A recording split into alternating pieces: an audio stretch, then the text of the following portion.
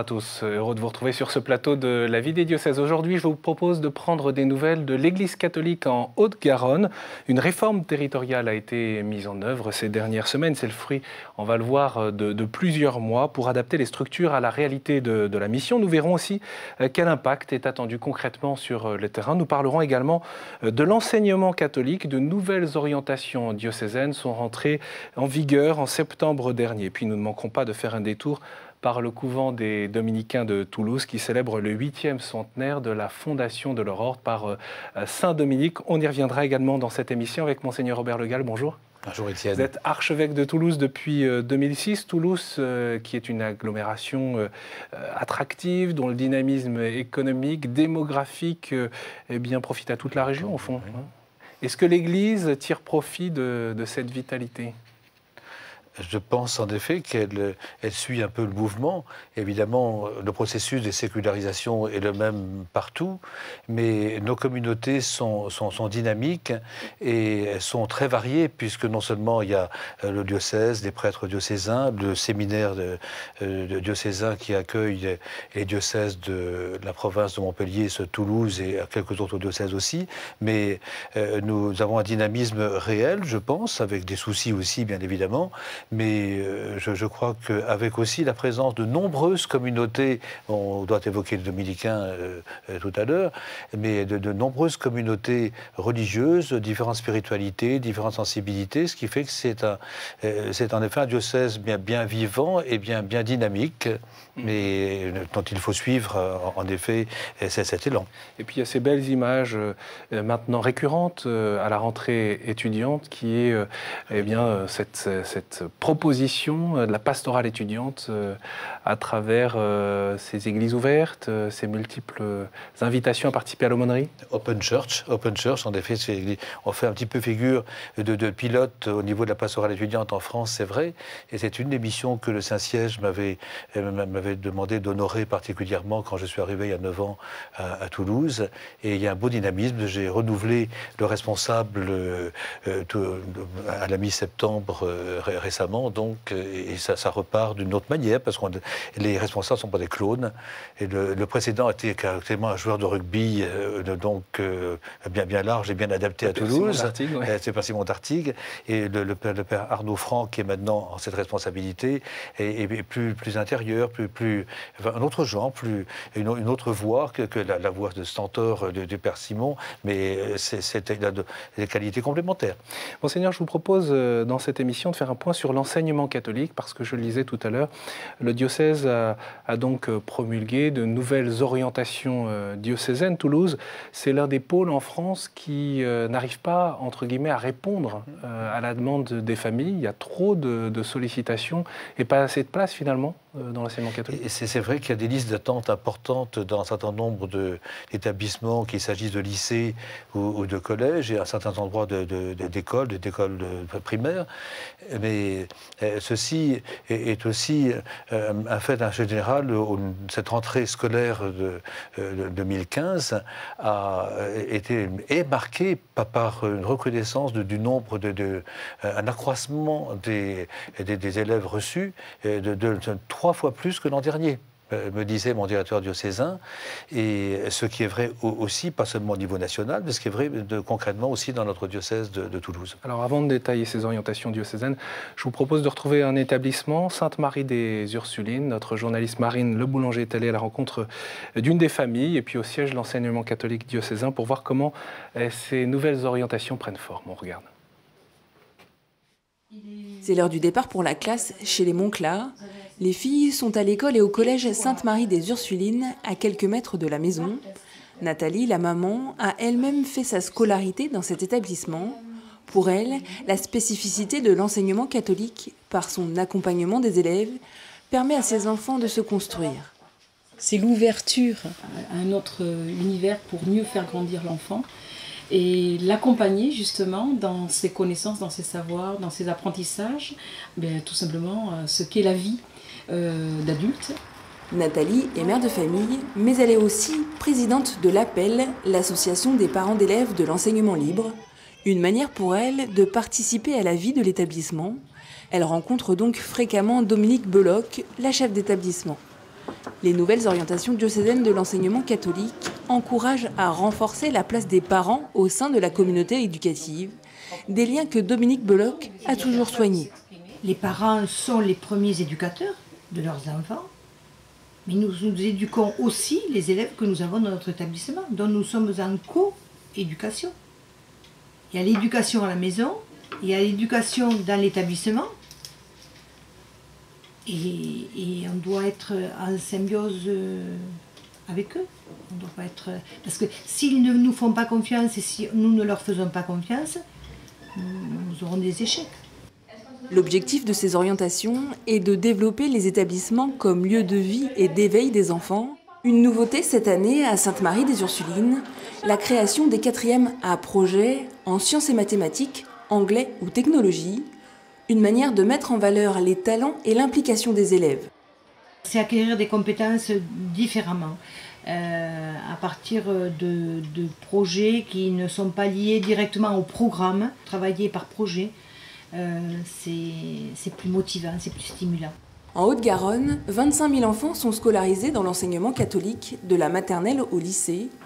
Depuis le bureau diocésain, Agnès de Pompadour veille à ce que ces établissements scolaires soient toujours un lieu d'annonce de la bonne nouvelle, même si les professeurs et éducateurs catholiques sont moins nombreux. Au départ, on avait des enseignants, des professeurs qui étaient des religieux ou des religieuses, des chefs d'établissement qui étaient eux-mêmes des religieux et des religieuses. Les laïcs prennent de plus en plus de responsabilités. J'essaye de faire en sorte que l'école catholique soit en lien avec la paroisse locale. Il y va de la survie de notre école catholique.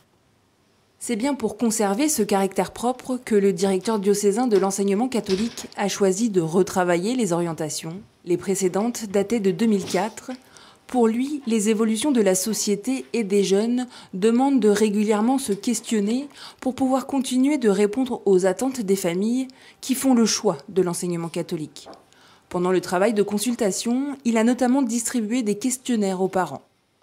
Contrairement à ce qu'on aurait pu attendre, les parents ne sont pas d'abord en attente de 100% de réussite au brevet ou au baccalauréat. C'est l'ambiance de l'établissement, c'est le climat relationnel au sein de nos écoles, des collèges, des lycées, c'est l'attention à la personne, c'est la façon dont les enseignants vont considérer l'enfant, le jeune, construire son estime de soi. Ces orientations diocésaines sont éminemment marquées par ce constat que nous avons fait au dépouillement.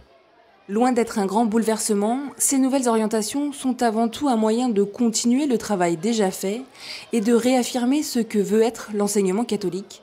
Reste maintenant à la communauté éducative à se les approprier. Monseigneur, je vous y regardez très attentivement ce reportage. Bon. Vous retrouvez là les grandes attentions et les attentes aussi des familles, de la communauté éducative? Et c'est ce qui me touche, vu les premiers plans qui ont été donnés dans la famille que vous nous avez menés, c'est en particulier l'attention en tous les cas et toujours à la personne humaine, et parfois les plus petits nombres de nos classes par rapport au public est un des éléments qui explique l'intérêt que les gens portent à cet enseignement catholique, mais aussi parmi les orientations diocésaines qui nous ont fait travailler avec la tutelle diocésaine pendant 1 an et demi et avec beaucoup de profondeur, je crois, et nous disions à la fin du mois de juin dernier, quand nous faisions le bilan de l'année précédente, combien on avait eu de la joie et après travailler ensemble, même de manière intense. Et parmi les 7 orientations, on aime bien les gammes, mais il faut chanter justement les gammes de l'enseignement catholique. Il y a la première, c'est celle de l'élément pastoral, c'est-à-dire de la transmission de la foi. Et l'école catholique, lieu de la bonne nouvelle. Et de l'annonce explicite de la foi.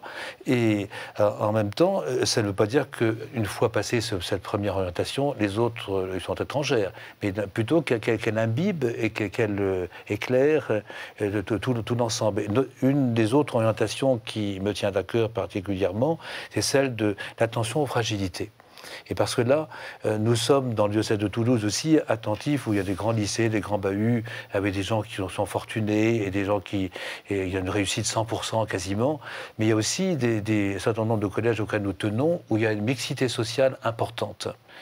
comme Saint-Nicolas, sur la rive gauche de la Garonne.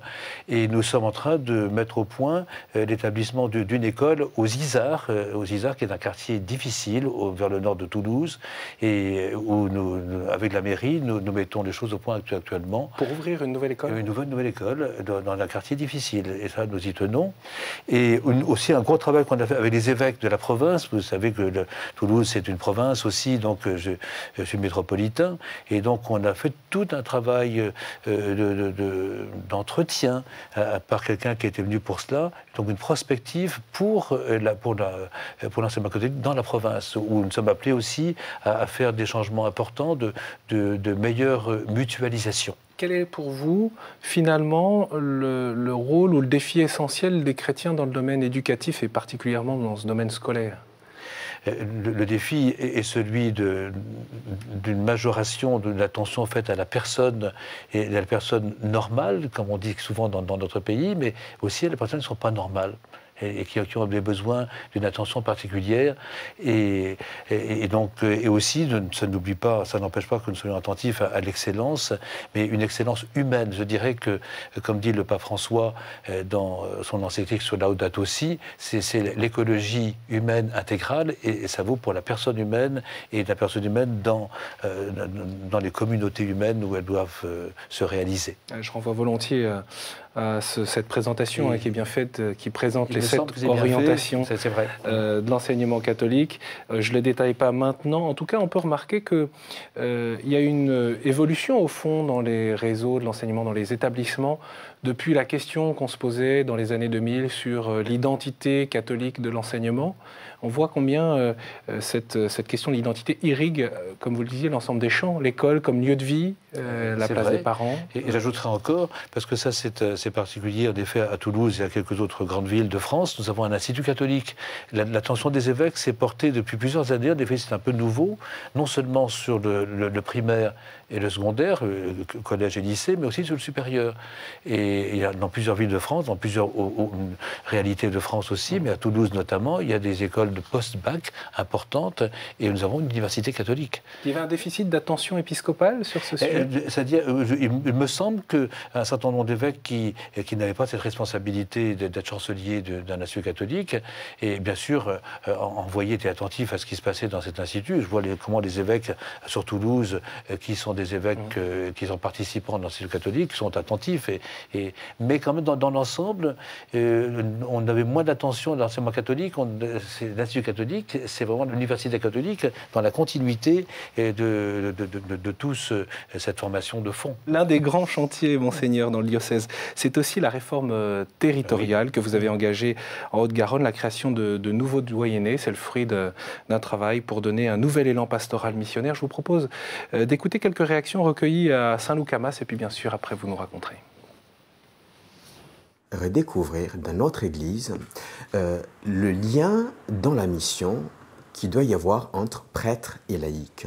Alors, la réforme n'est pas seulement suscitée par le manque des vocations, mais c'est une réalité.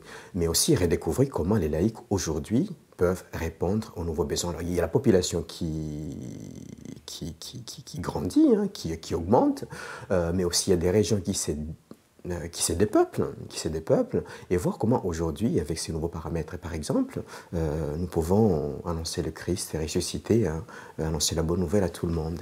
En tant que laïc, il faut qu'on se bouge en recréant, mais pas en rasant ce qui a été fait. On a amené ce qui nous tenait à cœur pour poursuivre notre mission en fusionnant avec d'autres laïcs. On a dit à nos prêtres, laissez-nous un peu souffler par rapport aux doyennés, qu'on organise notre nouvelle paroisse. Et alors à ce moment-là, après, quand ce sera démarré sur la nouvelle paroisse, on pourra vraiment s'occuper du doyenné. Il va falloir vivre dans une paroisse plus grande et donc aller vers les gens, sortir de notre petit enclos et aller dans les grands champs qui restent à moissonner. Voilà.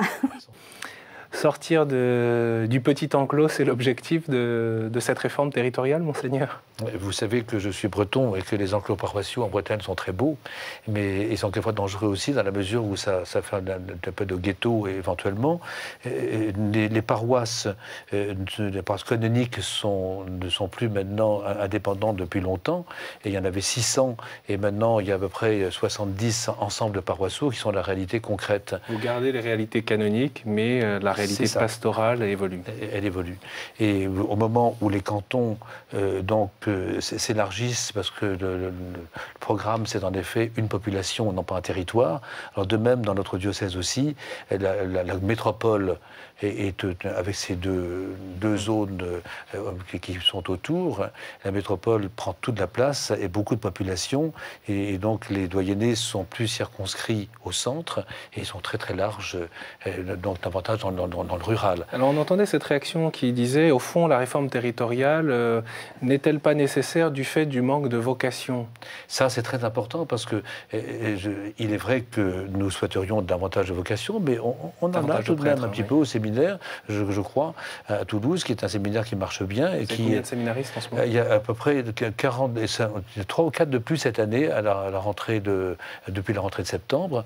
Et donc c'est un bon nombre, mais pas pour Toulouse uniquement. À Toulouse, nous avons une dizaine de séminaristes. Mais j'insiste sur le fait que ce n'est pas le manque de prêtres qui nous invite à cette réforme territoriale, mais c'est la fidélité à l'enseignement de Vatican II et de Lumen Gentium en particulier sur l'Église. C'est-à-dire les laïcs sont les plus nombreux dans le peuple de Dieu, au service desquels se trouvent le ministre ordonné, l'évêque, les prêtres et les diacres, et la vie consacrée qui donne une certaine impulsion pour sa mission propre. Or, la réforme territoriale vise à ce que l'on puisse donc avoir dans des doyennés moins nombreux. On est passé de 28 à 16, et ça va continuer à diminuer encore, de manière à ce que dans un doyenné, il n'y ait pas qu'un seul prêtre, et qu'il y ait un prêtre, un doyen, chargé réellement des autres prêtres, et donc faisant un petit peu l'unité de ce doyenné, et avec le conseil pastoral de doyenné particulièrement, et que de proche en proche aussi, moi je tiens beaucoup comme évêque, ce qui me tient le plus à cœur, c'est vraiment l'unité du diocèse, non pas l'uniformité, mais l'unité en profondeur. Et ça tient à quoi, l'unité en profondeur? Ça tient à ce qu'on ait un objectif et qu'on ait une coordination, qu'on ait une communion de fond. Et c'est vrai que dans la mise au point, ça fait 3-4 ans qu'on travaille à cette nouvelle mouture territoriale, territoire et mission. Territoire, mais pas les territoires en tant que tel, territoire pour la mission. Quels sont les points saillants pour vous de cette conversion pastorale, comme vous le dites, pour la mission? Et les points saillants, c'est en effet que l'on se retrouve dans des unités qui soient plus adaptées à la situation de la population, d'une part, et que ça permette ensuite que les doyens qui vont être nommés par moi après consultation des prêtres en particulier, puissent avoir une réelle fonction et puissent être réunis, moins nombreux qu'il était à 28, ils seront seulement 16, et sans doute un peu moins dans un an ou deux encore, et nous puissions les réunir, et puis favoriser donc une mission, une orientation dans laquelle on se retrouve. Et toujours entouré, justement, de ces laïcs qui sont dans ces territoires. C'est pas une affaire de prêtre uniquement, je redis, c'est laïque, le ministre ordonné, les pasteurs et les diacres, avec les diacres à côté d'eux, et puis la vie consacrée qui est très vivante à Toulouse, avec des spiritualités, les dominicains, on va y venir, mais il y a aussi les carmes, les jésuites, les nouvelles communautés, les béatitudes, etc. Et donc tout ceci fait quelque chose de vivant et ça nous stimule. Alors justement, vous parlez des dominicains, monseigneur, ils ont été fondés il y a 8 siècles à Toulouse, alors que les dominicains me pardonnent parce que je vais raconter l'histoire très brièvement pour ceux qui ne l'ont pas en tête, et forcément elle est lacunaire, mais Saint-Dominique en route pour le Danemark avec son évêque fait halte à Toulouse, et là il discute avec des cathares qui sont présents dans la ville pour les faire revenir dans le chemin de l'Église, et au fond c'est cet échange qui a été en quelque sorte déclencheur de la fondation de l'Ordre des prêcheurs pour propager autrement la parole de Dieu. Alors voilà, nous sommes allés voir 8 siècles après 2 frères qui ont accepté de témoigner témoigner sur leur vocation de dominicain aujourd'hui. Il s'agit du frère Alain Kilissi et du frère Clément Binachon qui a fait tout juste sa profession solennelle au mois de septembre. Il s'agit d'annoncer l'Évangile, oui. Il ne s'agit pas d'adapter l'Évangile, ni d'accommoder l'Évangile. Il faut annoncer l'Évangile. L'Évangile a toujours été mal reçu. Le Christ lui-même a été persécuté, il est mort sur la croix. Enfin, on n'oublie pas cette chose-là. On n'annonce pas une parole pour faire plaisir au monde. On annonce le chemin qui conduit à la vie éternelle avec un certain nombre d'exigences. Ces exigences-là, c'est le Christ qui les a révélées, qui les a portées. Nous sommes au service de cette parole. Alors, le principe de l'adaptation, c'est d'être entendu. C'est plutôt ça.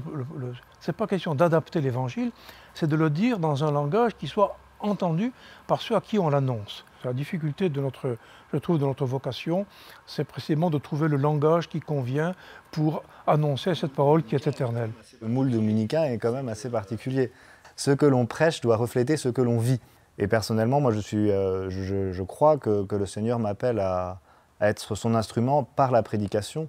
Et donc, les dominicains permettent de vivre cet appel-là d'une manière qui a été vérifiée depuis 8 siècles, donc sur laquelle on peut à peu près s'appuyer, je pense. Toute notre vie religieuse est un appel à la conversion, la vie commune est un appel à la conversion, la vie de prière est un appel à la conversion, donc la vie du cloître, on est ici dans le cloître du couvent, c'est sans cesse être bousculé, c'est pas faire des petits ronds en silence, chacun dans son coin.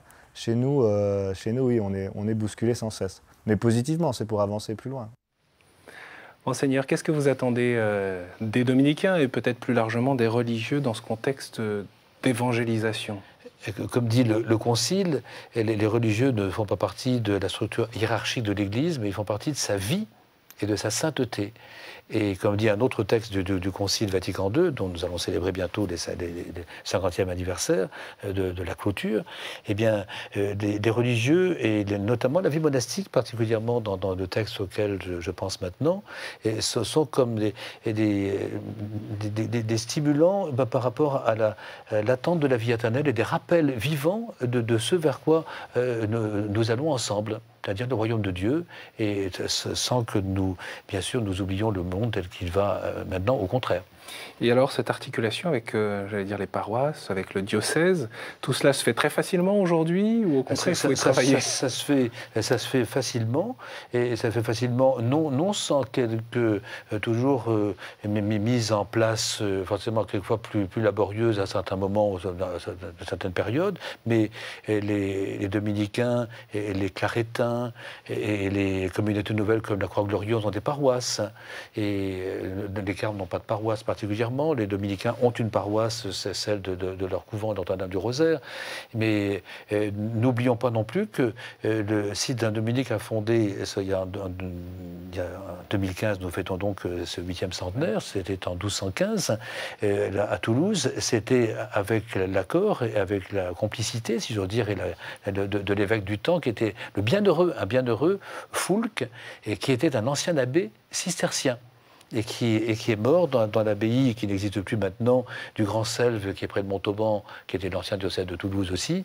Et donc, un bienheureux Foulques, évêque de Toulouse, et Saint-Dominique ont fondé cette magnifique grâce dominicaine. Et avec ce cri de Saint-Dominique, on a répercuté aux Jacobins lors de la messe télévisée il y a quelques mois, disant que « Seigneur, quand sera-t-il des pécheurs ?»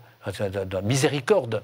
Miséricorde, donc c'est déjà le cri que le pape François répercute maintenant pour que grandisse la joie de l'Évangile partout dans le monde. C'est ça l'évangélisation. Un dernier mot, Monseigneur, parce que vous parliez des 50 ans de la promulgation du Concile, ou de la clôture du Concile Vatican II. Le 8 décembre 65, il y avait aussi un autre événement, si je peux dire, pour vous, marquant, puisque vous prononciez vos premiers vœux à Sainte-Anne de Kergonan, l'abbaye bénédictine. Alors certes, la nomination épiscopale, si je puis dire, vous a arraché à la vie religieuse. Après 38 ans. 38 ans de vie monastique d'abord. Au fond, donc aujourd'hui, on retrouve une alliance entre bénédictins et dominicains. C'est plus un cistercien à l'évêché. Tout à fait. Je crois que c'est heureux d'avoir un évêque religieux. Je pense même encore que pour moi, c'est ma mission, mon devoir d'État, c'est d'être évêque. Et d'être évêque actuellement, et un évêque qui est bénédictin, c'est pas qui a été, qui reste marqué un peu 38 ans, certes, mais donc je suis très touché du fait qu'à ce jubilé où je retournerai dans mon abbaye pour le 8 décembre, s'associe en particulier, il y a déjà un quart qui est complet, il y a des listes d'attente de gens de Toulouse, donc ça me touche profondément, m'a dit cette alliance entre justement la vie d'un diocèse et des communautés nombreuses et vivantes dans notre diocèse de Toulouse. Et en tant qu'évêque bénédictin, du coup, qu'est-ce qui est source de joie et qu'est-ce qui est le plus difficile? Ce sera le mot de la fin. C'est source de joie, c'est une joie qu'en effet qu'on n'a pas quand on est père abbé de la même manière, mais de voir comment au fil des rencontres quotidiennes et hebdomadaires dans les paroisses, d'être nourri par la rencontre des communautés et des personnes. Et ça, c'est une source de joie. Et certes, il y a aussi des soucis, et des soucis de personnes, notamment. Et ça, c'est la question de la communion, vous le disiez tout à l'heure. Voilà, on revient, et de l'unité aussi. Mais donc, voilà, mais ma joie, c'est de sentir cette communion. Et mon souci, c'est de voir comment les nécessaires et normales diversités se muent quelquefois en divergence ou en opposition. Merci beaucoup, Monseigneur. C'est le positif qui l'emporte. Merci beaucoup, Monseigneur, d'avoir accepté, bien sûr, notre invitation sur ce plateau. Je renvoie volontiers pour retrouver l'actualité du diocèse au site internet dont l'adresse s'affiche à l'instant sur votre écran. Et bien sûr, vous pouvez retrouver cette émission sur le site de KTO. N'hésitez pas à la partager autour de vous. Merci beaucoup pour votre fidélité et à la semaine prochaine.